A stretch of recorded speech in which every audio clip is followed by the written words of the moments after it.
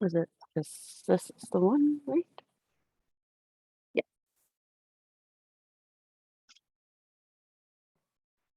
Mm. Oh, hi. Let me change my screen out. I was in a storybook theater class and we were doing Bambi, which is always fun. Let's see. I'll change my screen. Ta-da! There we go. All right. Let's pick up where we left off in the book. And the most recent one that we did was pronouns. So, oh no. Hold on. Yeah, so the next one that we are doing is I or me, right? And when we should use them. There it goes. Ta-da! Can you see this? Yes. Okay, let's make this big. There we go. Goodness. Now what is up with our...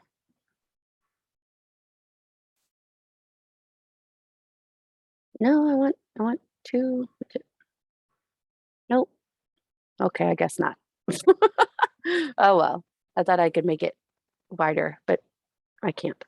That's okay. All right. So I or me. You always use, as it says up here, I and not me before a verb. Right? So if it is in the first part of the sentence, and if we remember, we have two large parts to a sentence, right? You have the subject and the, do you remember what the second part is called?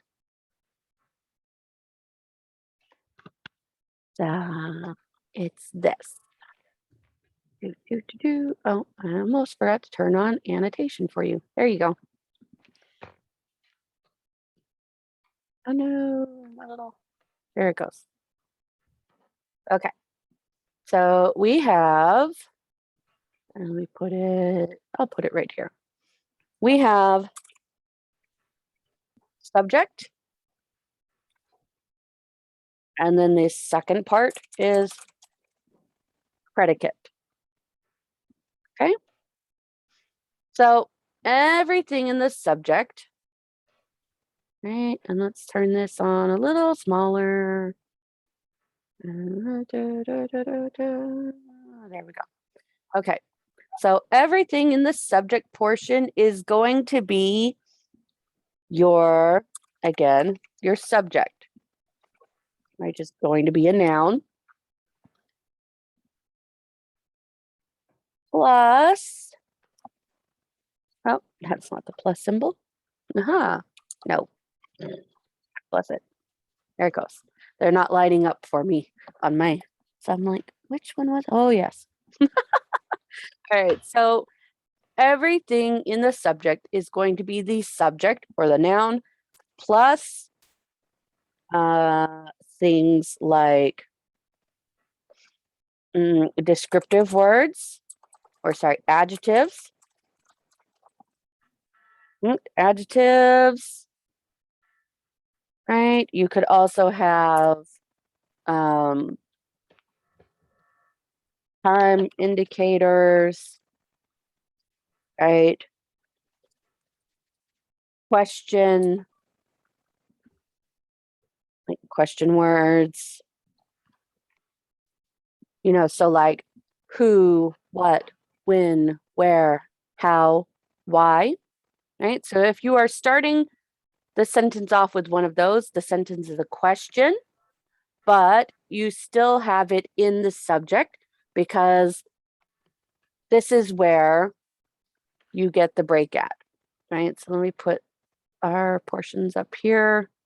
for the predicate part is going to be verb plus everything that follows the verb, all right? And that is where the break in the two main sections of the sentence happens, all right? So you have your subject, and then the moment that your subject does an action and that verb pops up, everything, the verb plus everything behind it, even the object, right, which is also a noun. An object is going to be a noun. Everything behind that verb plus the verb belongs to the predicate, okay? So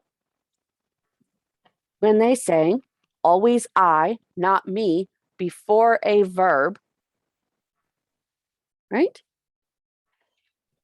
What they mean is that I is going to be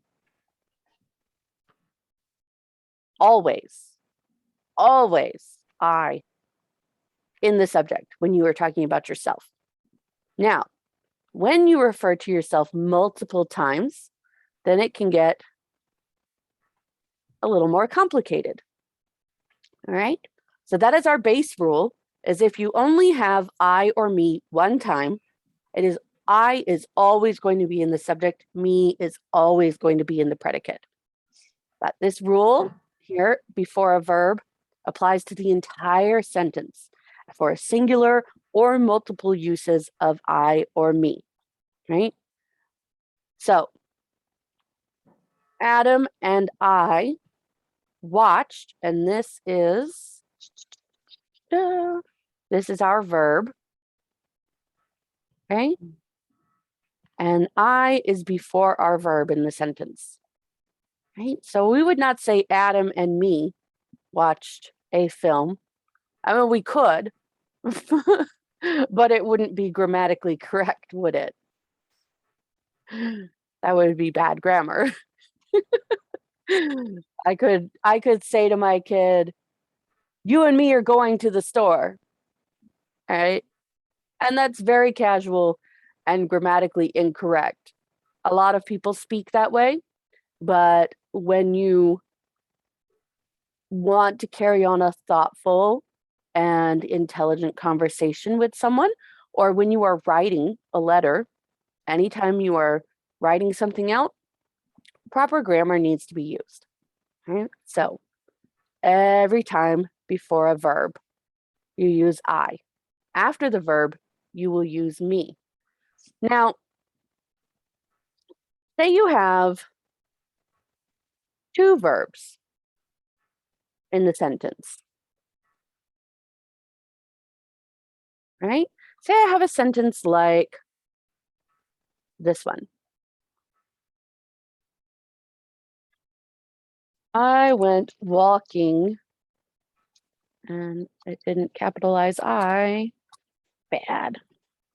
I went walking, and then I went running. Okay? Technically speaking, let me make this wider so that, okay. So technically speaking, this is the subject. I went walking. Went is also a verb, right? Went walking. It's a verbal phrase. So our verb is here. So what has started? We have the first part of our sentence, but then a verb popped up, which means automatically everything in here is what?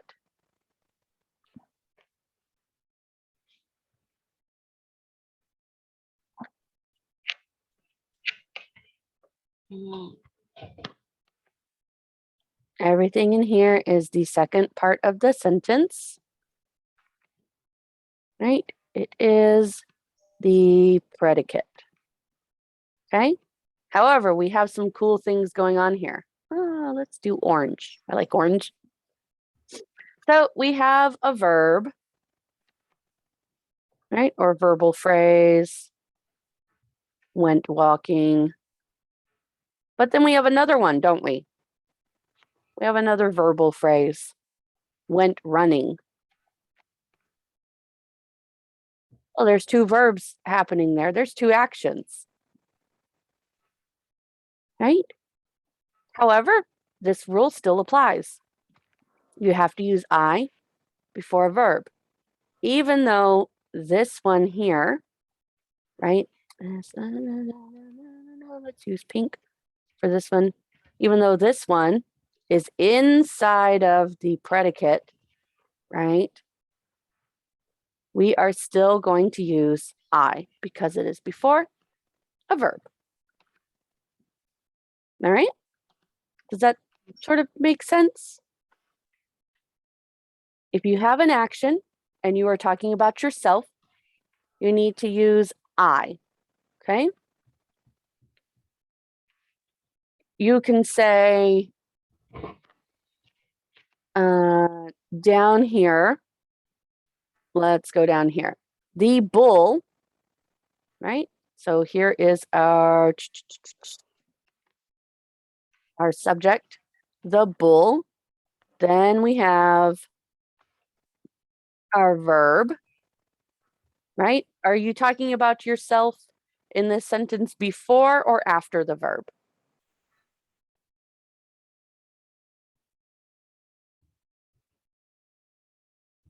Me is a word you use to describe yourself. So are you describing yourself in this sentence? Like pretend this is you. You said this sentence. You said, the bull chased me. Are you talking about yourself before or after the action word? Before or after the verb?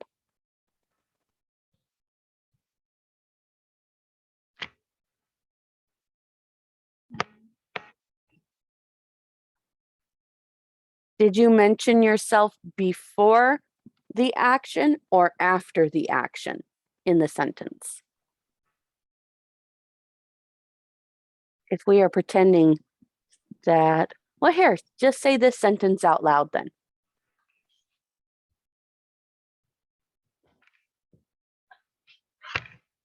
Say, the bull chased me.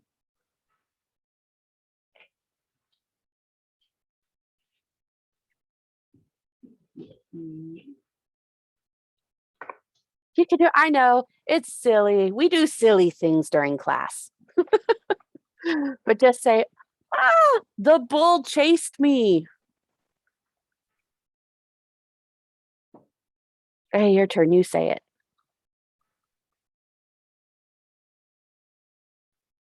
Read this out loud for me.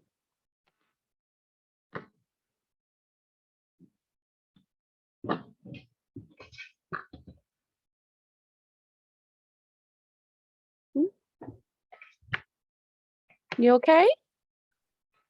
Yeah. Okay. Well, here, let me make it. I'll just do the whole thing in green. Read this sentence for me.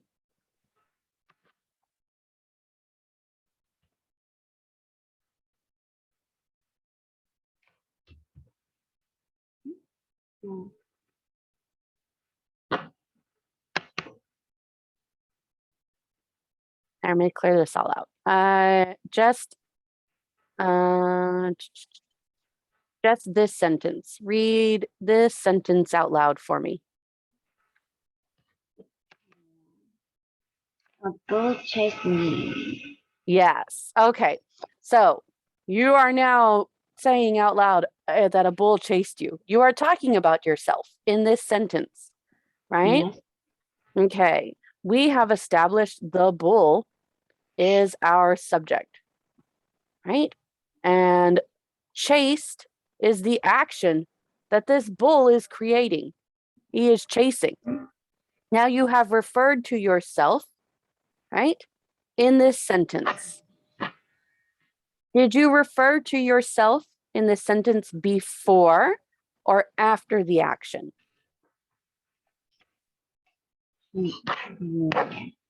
Are you talking about yourself before or after the verb? after the verb. Correct. And because you are referring to yourself after the verb, you use the word me, right? So if you said, I was chased by a bull, right? You are talking about yourself before you talk about the action that the bull has brought upon you, right?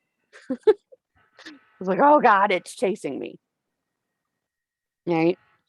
But here you have referred to yourself after the action. So you use the word me. And this is essentially the gist of how you use I or me. If it is before the verb, I. If it is after the verb, me. So let's see over here. We have,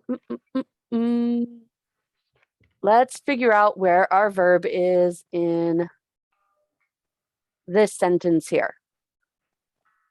Which word is our verb?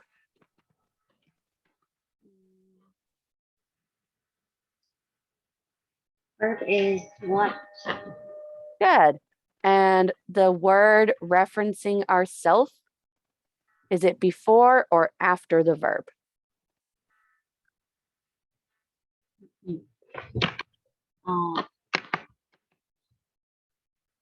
Before the verb. Good. And that is why they use I, because it is before the verb. All right. Let's see down here for this one. Adam and I watched a film. Okay, our verb is still watched. Okay. But Yeah. where are you referring to yourself? Or where are they referring to themselves in this sentence? Before or after the verb?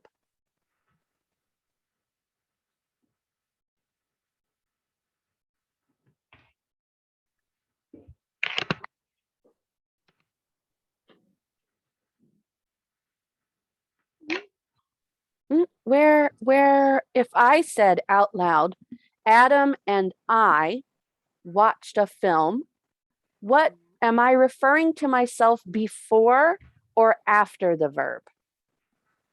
Before. Yes, and that is why I use I. Let's see down here.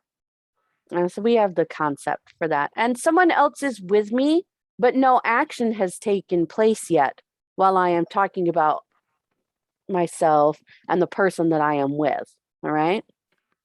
So I, myself, me, I, and another person, right? And I'm just talking about them, and I could describe them as much as I want to, right? But then the moment action happens, then, but I have not in this sentence. Have they described any action in this section here?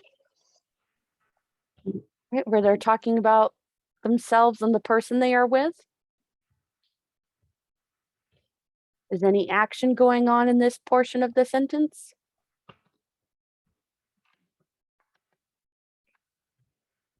Or let me put in this portion here. Is any action going on? Um.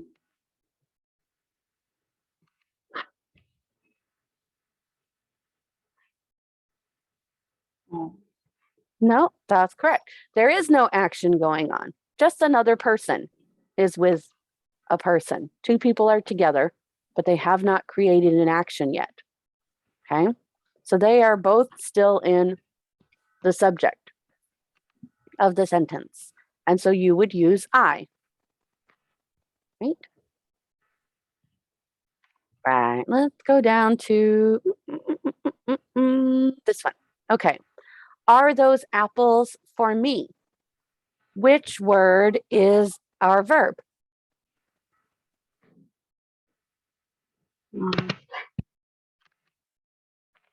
The verb is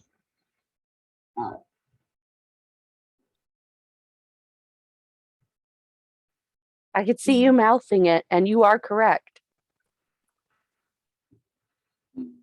I know you're thinking inside your head and you don't want to say it out loud, but the word that you mouthed, for, I could tell.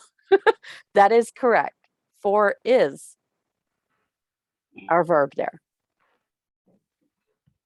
right? Because are, well, that's indicating a question. You started a sentence with are. That is our inquisitive indicator. It's an inquisitive indicator, right? Or it means that it is an inquisitive sort of sentence that is going to happen. It means, oh, it's a question. Are those, well, you are specifying a certain type, but that is not an action. You are just pointing out those, right? Yeah. Yeah, so you're describing the apples, and apples are a noun, so they can't be an action, right? Apples are a noun, so they're not a verb. So none of these words are verbs, which leaves us with this one. So by process of elimination, even if we are unsure of which one it is, we can rule out all of the other ones, right? In our sentence, like even when we are test taking, right? We can rule out a bunch of different ones by saying to ourselves, does this create action? Those, oh no, that's a word that's like specifying this or that, or like which ones. Apples is a noun, so that can't be it. And I know that me is talking about myself, so that's a noun, which only leaves me with for. Oh, I guess for is my verb, right? Yeah. So we have found it by process of elimination, right? And that process will help you a lot in many types of testing situations, whether it be English, math, science. If you run across a question that is especially tricky and it looks like they're trying to trick you, you can just look through the different answers and get rid, like, sort of just get rid of them right off the bat, right away. You say, that's not the answer. You're trying to trick me, but I know better. I know better. That's not the answer. Get out of here. Bah, bah, you're not my answer. And until you're finally left with one answer. And that's the one that you circle. But this process of elimination is helpful for many different scenarios, especially for English when you are trying to identify the different parts of the sentence or what type of word it is, right? When they ask you questions like that, right? So we have our verb here, and the word that is referring to ourselves, right? The personal pronoun, right? I or me. Is it before or is it after the verb?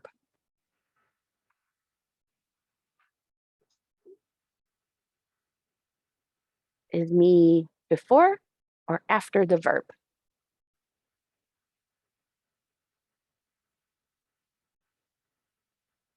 Mm.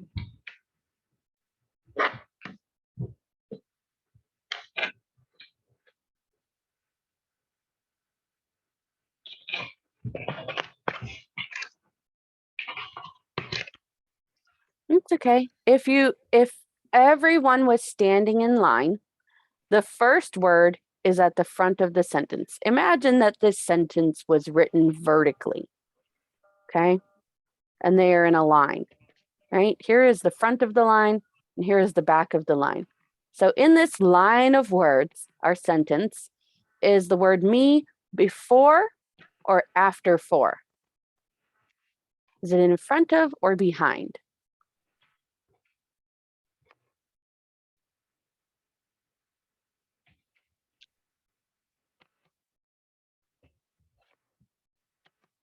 We have the word me.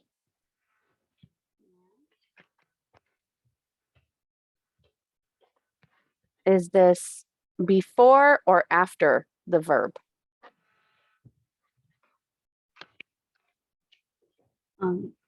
After. Correct. Because it is after the verb, we have to use the word me instead of I, right? Yeah. Yes. All right. And that's basically how it works. That is the rule. Let me highlight our rule up here. Always use I, not me, before a verb, right? Yeah. And this rule is the same whether you were talking about only yourself or you and someone else, right? In this sentence, Adam and I watched a film. Adam was talking about if we pretend that I'm saying this sentence, I am talking about myself and also Adam, right? So it is not just myself, it is me and someone else. However, I am referring to myself and the other person before any action happens, right? So when I refer to myself, I have to use the word I. It doesn't matter how many people I'm with. I could say, Cannon, Corbin, Kevin, Blaster, and I have listed off a bunch of people that are with me, and I went to Renaissance Festival. Well, I listed off everybody that's with me, but we created no action until we went to Renaissance Festival, which is why I would use the word I, because I talked about myself before I talked about the action. All right. So let's just take a screenshot of this, and we will do possessive pronouns next time, because right now it is time for word letters. The fun part of of our lessons and the best part. All right, let's see. There we go. I can clear all this out. And let's do our word letters. Where are they? Aha. All right. Go to the next one. Art smart. I feel like we did this one already. I think we did. And the sleeping one. And the more or less barbershop. These look familiar. Wait a second. Bird song. I know we've done that one. Here we go. We have not done this one. Okay. Let's make sure annotation is on. Yes. Annotation is on. And now we can fill out our word letters. Ooh. Okay.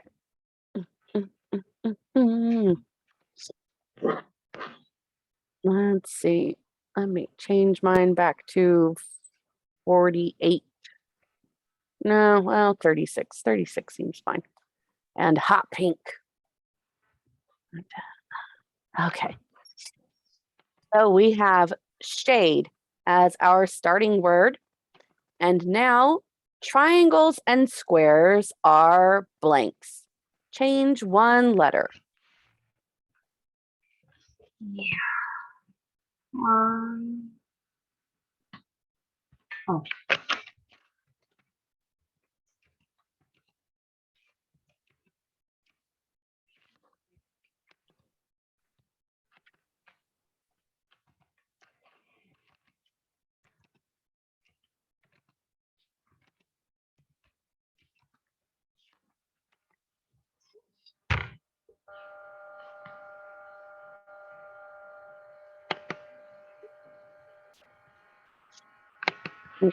Yes, shape. Sorry, I had to check on my son because he has to go to school, but no. All right. So let's see how far up we can get before 7. Oh, actually it is 7:31 already. We were a little behind, weren't we? Oh no, do we not have time for word letters today? Wait, which one is it?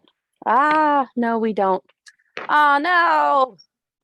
Oh, tears. Okay, we will start our lesson, and I will save this. We will start our lesson next week with word ladders. And I think we'll just do word ladders and then we'll hit on the other part of our lesson in the second part. So yeah. All right, let me screenshot this so I know where we left off, and we'll just clear all this out.